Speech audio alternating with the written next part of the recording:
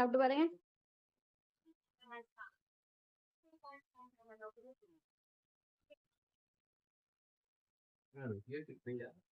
ஈரல் ஃப்ரை.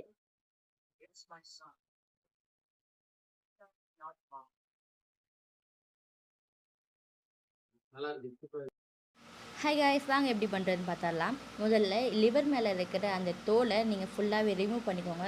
உங்களுக்கு தேவையான அளவு குட்டி குட்டி க்யூபாக கட் பண்ணி வச்சுக்கோங்க. கட் பண்ண அந்த க்யூபை ஒரு பவுலில் மாற்றி வச்சுக்கோங்க.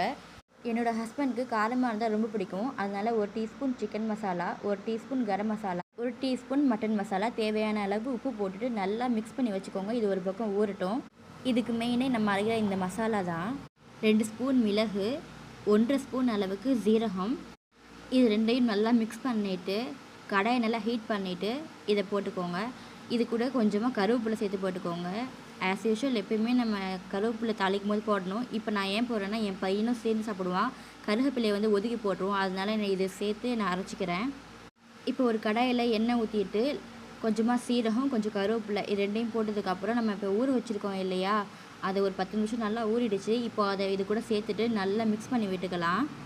ஒரு 2 நிமிஷத்துக்கு கேப் விடாமல் கிளறி விட்டு மூடி வச்சுருங்க. தண்ணியெலாம் எதுவுமே ஊற்ற வேணாம், அதுவே தண்ணி விட்டுரும்.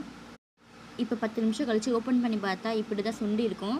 இப்போ இதில் வந்து நம்ம அரைச்சி வச்சுருந்தோம் இல்லையா, அந்த மசாலாவை நான் ஒரு 2.5 கரண்டி அளவுக்கு நான் இதில் சேர்த்துக்கிறேன்.